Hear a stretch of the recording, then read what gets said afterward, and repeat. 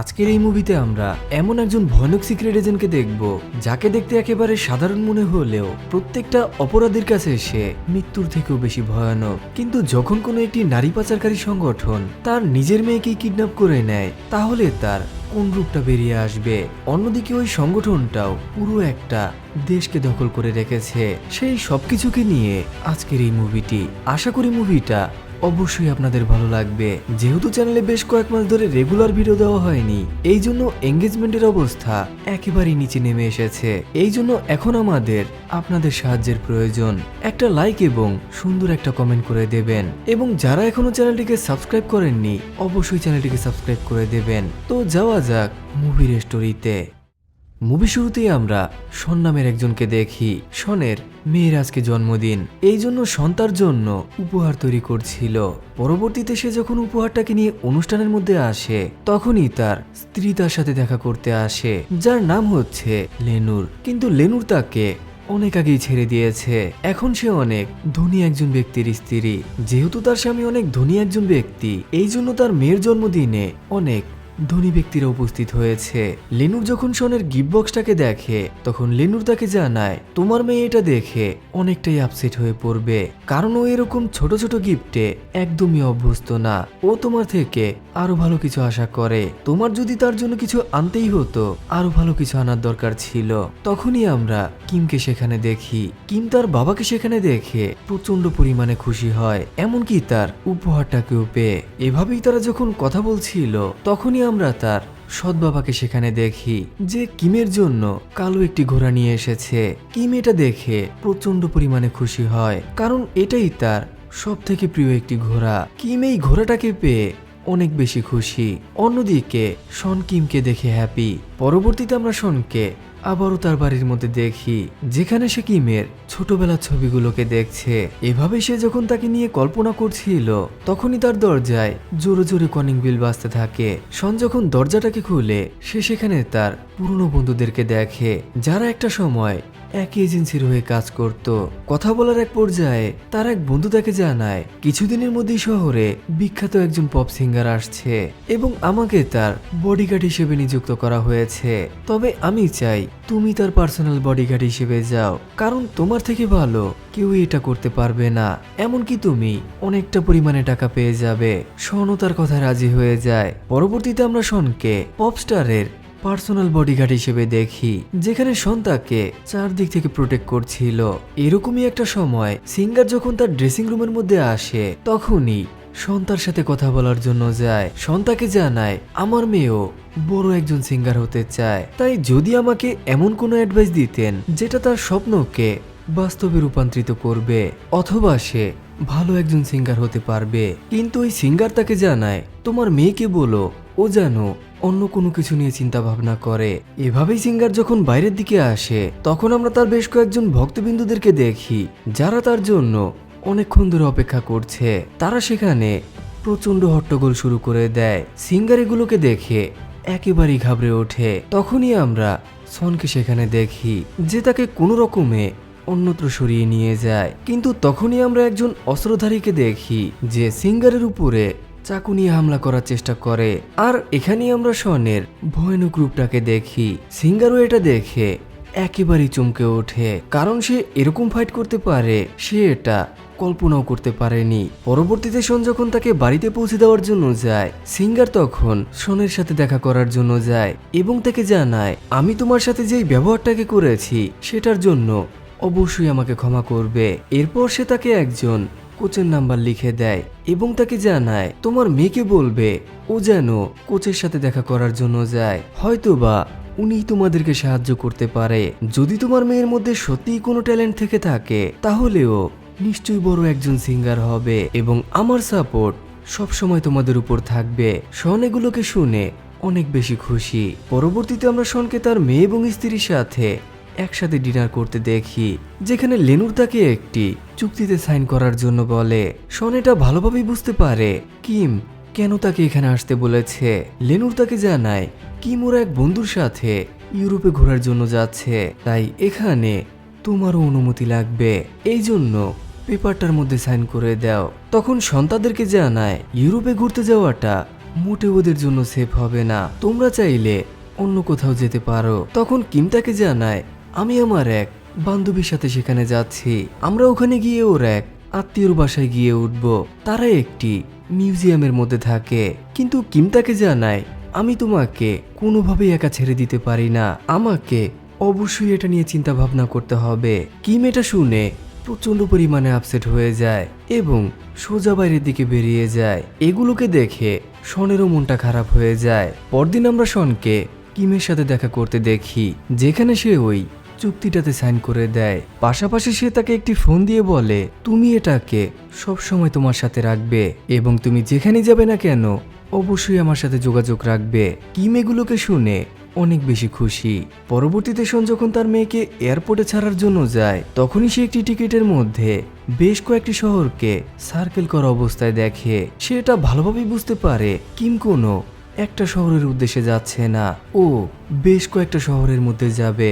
এই জন্য শন লেনুরের সাথে কথা বলার জন্য যায়। লেনুর তাকে জানায় ওরা একজন পপস্টারের শো দেখার জন্য যাচ্ছে, যেহেতু তার শোগুলো বিভিন্ন শহরের মধ্যে হবে, এই জন্য ওদেরকে তার সাথেই ট্রাভেল করতে হবে।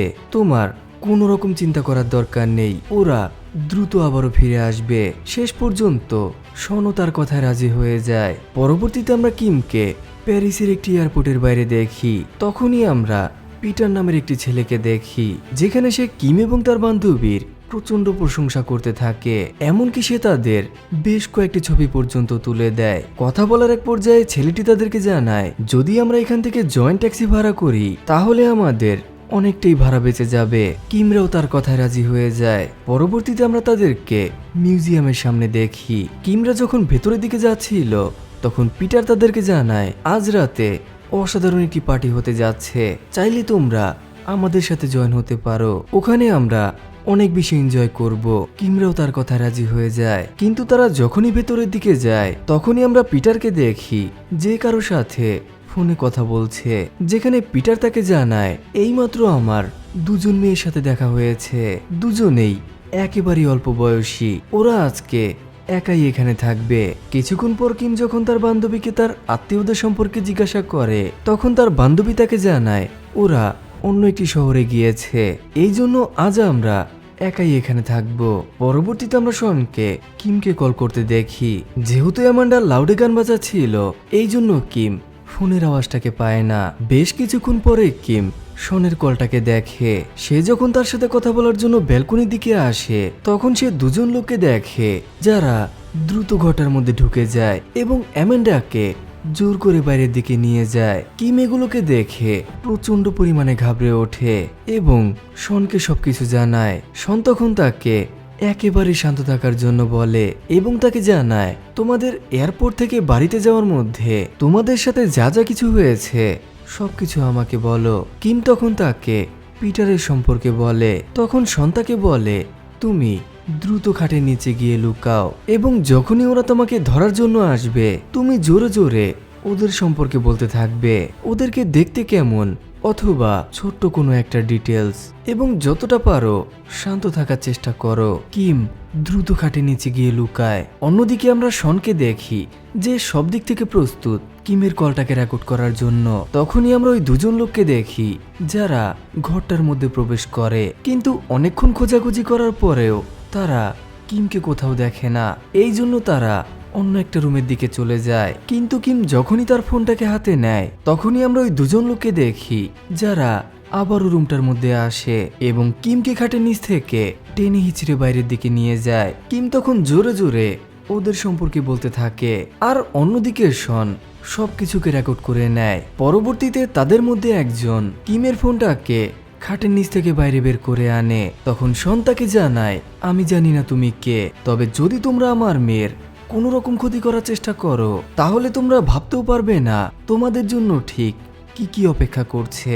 আমি তোমাদের জীবনে দুঃস্বপ্নের থেকেও বেশি ভয়ঙ্কর, এবং আমি আসলে কে সেটা তোমরা এখনো বুঝতে পারোনি। তাই ওর যদি কোনো রকম ক্ষতি হয়, তাহলে তোমরা যেখানেই থাকো না কেন, তোমাদেরকে আমি সেখান থেকেই বাইরে বের করে আনবো এবং তোমাদেরকে আমি এমন একটা মৃত্যু দেব যেটা পৃথিবীর কেউ কখনো কল্পনাও করতে পারেনি। তখন ওই লোকগুলো তাকে জানায়, তোমার যা ইচ্ছা তুমি তাই করো। এটা বলেই সে ফোনটাকে ডিসকানেক্ট করে দেয়। কিছুক্ষণ পর আমরা শনকে তার এক বন্ধুর সাথে কথা বলতে দেখি।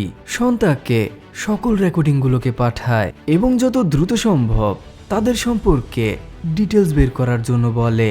এভাবেই আমরা শনকে লেনুরের বাড়িতে দেখি, যেখানে সে তার স্বামীকে জিজ্ঞাসা করে, তোমার কি এমন কোনো শত্রু আছে যে তোমার বড় ধরনের ক্ষতি করতে চায়? কিন্তু তার কথা শুনে শন এটা ভালোভাবেই বুঝতে পারে এটা মোটেও কেউ শত্রুতার জন্য করেনি। পরবর্তীতে আমরা শনকে কিমের রুমের মধ্যে দেখি, যে সেখান থেকে কোনো একটা ক্লু বের করার চেষ্টা করছে।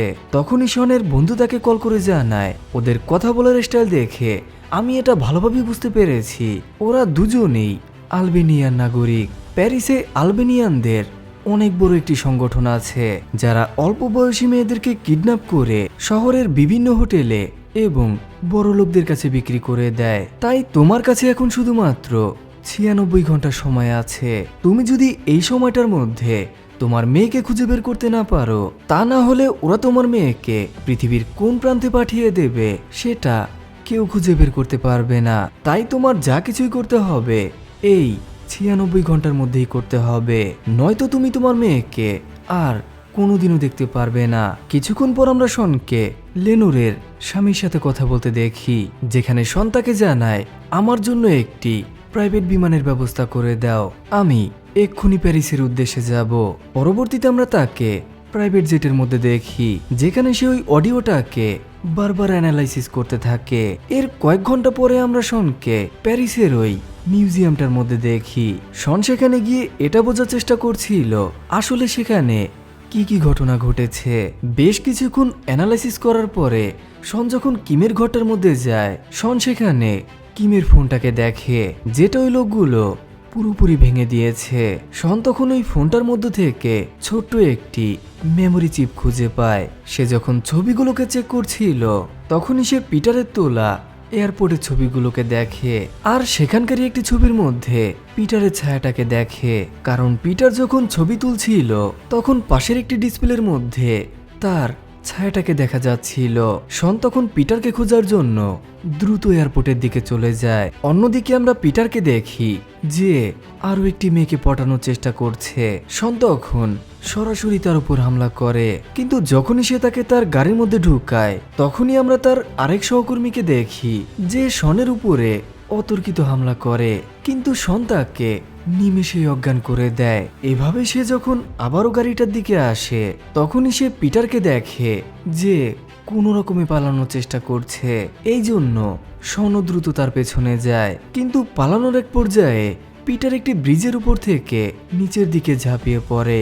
তবে সে যখনই রাস্তাটাকে পার করার চেষ্টা করে তখনই আমরা একটি ট্রাককে দেখি যেটা সোজা পিটারের উপর দিয়ে যায়। পিটার সাথে সাথে মৃত্যুবরণ করে। কিছুক্ষণ পর আমরা শনকে জন নামের একজন পুরনো বন্ধুর সাথে দেখা করতে দেখি, যে এই প্যারিসের বড় একজন সিক্রেট অফিসার। জন তখন তাকে ওই গ্রুপটা সম্পর্কে সকল ডিটেলস দিয়ে দেয়। জন তাকে জানায়, তোমাকে এখানে সাবধানে কাজ করতে হবে, কারণ ওদের নেটওয়ার্ক পুরো প্যারিসের মধ্যে ছড়িয়ে আছে, তাই যা কিছুই করতে হবে ঠান্ডা মাথায় করতে হবে। পরবর্তীতে আমরা শনকে এমন একটা এরিয়ার মধ্যে দেখি যেখানে অনায়াসে প্রস্টিটিউট ভাড়া পাওয়া যায়। সেখানে শনের সাথে আমরা একজন ট্রান্সলেটরকেও দেখি। শন তাকে জানায়, আমি যতক্ষণ না তোমাকে বলবো তুমি কোনোভাবেই গাড়ি থেকে বের হবে না। এভাবেই আমরা শনকে সেখানকার একজন মেয়ের সাথে কথা বলতে দেখি। শন তার সাথে অনেকক্ষণ কথা বলতে থাকে এবং বারবার চেষ্টা করতে থাকে ভেতরের কোনো গোপন তথ্য জানার জন্য, কিন্তু তখনই আমরা সেখানকার একজন গার্ডকে দেখি যে এটা ভালোভাবেই বুঝতে পারে শন আসলে এখানে টাইম পাস করার চেষ্টা করছে। এই জন্য সে মেয়েটাকে ভেতরে যাওয়ার জন্য বলে এবং শনকে জানায়, তুমি যেহেতু মেয়েটার সাথে এতক্ষণ কথা বলেছো এই জন্য অবশ্যই আমাদেরকে টাকা দিতে হবে। শন এখানে কোনো রকম গন্ডগোল চায় না, এই জন্য সে টাকা দিতেও রাজি হয়ে যায়। কিন্তু কথা বলার এক পর্যায়ে শন তার জ্যাকেটের মধ্যে ছোট্ট একটি মাইক্রোফোন সেট করে দেয় এবং দ্রুত সেখান থেকে গাড়িটার মধ্যে চলে আসে। এরপর সে ট্রান্সলেটরকে জানায়, ও ওখানে যা কিছু বলবে সবকিছু তুমি আমাকে বলবে। তখন ট্রান্সলেটর তাকে জানায় ওরা পাশেরই একটি কনস্ট্রাকশন সাইডের কথা বলছে, ওরা এখানকার মেয়েগুলোকে ওটার ভিতরেই নিয়ে যাচ্ছে, পাশাপাশি ওখানে অনেকগুলো নতুন মেয়েদেরকে রাখা। তখন শন তাকে বলে, তুমি এখন যেতে পারো। কিন্তু যাওয়ার আগে ট্রান্সলেটর তাকে ছোট্ট একটি ডিকশনারি দেয়। ট্রান্সলেটর তাকে জানায় তুমি এটাকে পড়লে অল্প হলেও কিছু বুঝতে পারবে। কিছুক্ষণ পর আমরা শনকে ওই কনস্ট্রাকশন বিল্ডিংটার মধ্যে দেখি, যেখানে সে প্রত্যেকটা রুমের মধ্যে বেশ কয়েকজন মেয়েদেরকে দেখে, যাদের প্রত্যেকজনকে হাই ডোজে ড্রাগ দেওয়া হয়েছে। শন তখন প্রত্যেকটা রুম ভালোভাবে চেক করতে থাকে, কিন্তু কিমকে কোথাও খুঁজে পায় না। এরকমই এক সময় শন পাশের একটি রুমের মধ্যে কিমের জ্যাকেটটাকে দেখে, কিন্তু রুমটার মধ্যে এসে অন্য একটা মেয়েকে দেখে। শন তাকে বারবার জিজ্ঞাসা করতে থাকে তুমি এই জ্যাকেটটাকে কোথায় পেয়েছো, কিন্তু তার অবস্থা একেবারেই আয়ত্তের বাইরে। এই জন্য সে তাকে কিছুই বলতে পারছিল না।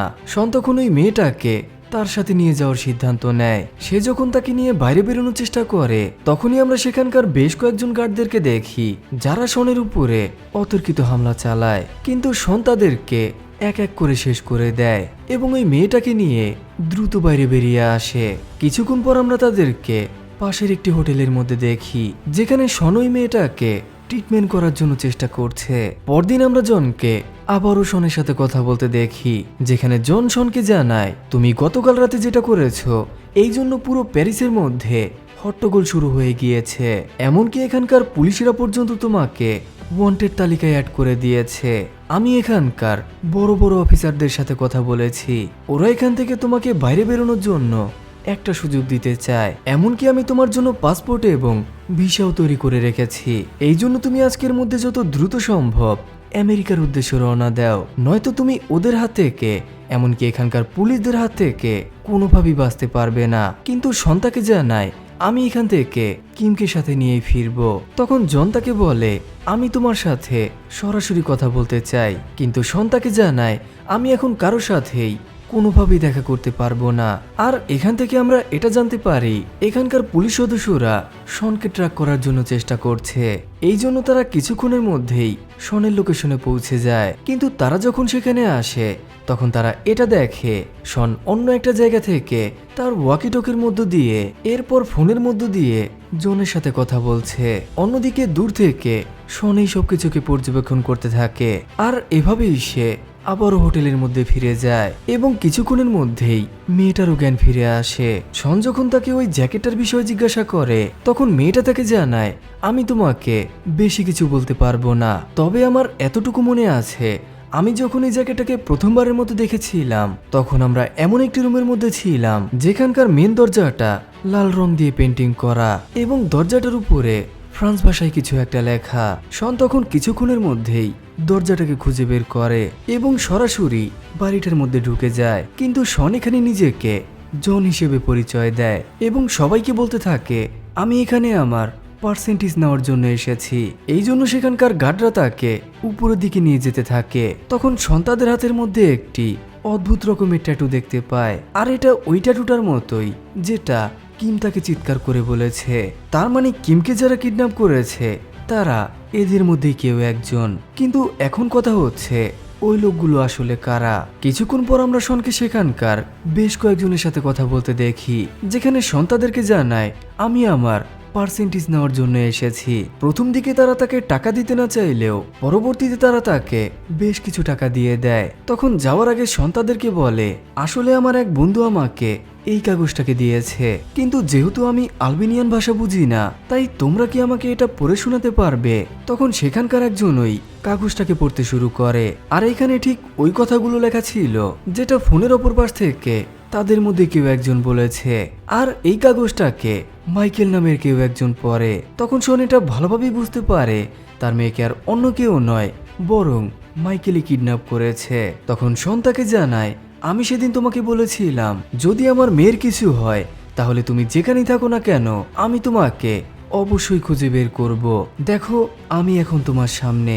আর এভাবেই সেখানে ভয়াবহ একটি ফাইট শুরু হয়। কিন্তু শনের কাছে এখানকার লোকেরা একেবারেই সাধারণ একটা বিষয়। শন এক এক করে সবাইকে শেষ করে ফেলে। পরবর্তীতে আমরা শনকে সেখানকার রুমগুলোকে চেক করতে দেখি। এরকম একটি রুমের মধ্যে এসে অ্যামেন্ডাকে বেহুশ অবস্থায় দেখে, কিন্তু তার অবস্থা একেবারে আয়ত্তের বাইরে। শন তাকে চাইলেও কোনোভাবেই বাঁচাতে পারবে না। শন তখন মার্কোকে তার একটি গোপন আস্তানার মধ্যে নিয়ে যায় এবং তাকে কিমের বিষয়ে জিজ্ঞাসা করতে থাকে। প্রথম দিকে সে তাকে কিছু বলতে না চাইলেও শন তার উপরে এতটা পরিমাণে অত্যাচার চালায়, শেষ পর্যন্ত মার্কো তাকে সবকিছু খুলে বলে।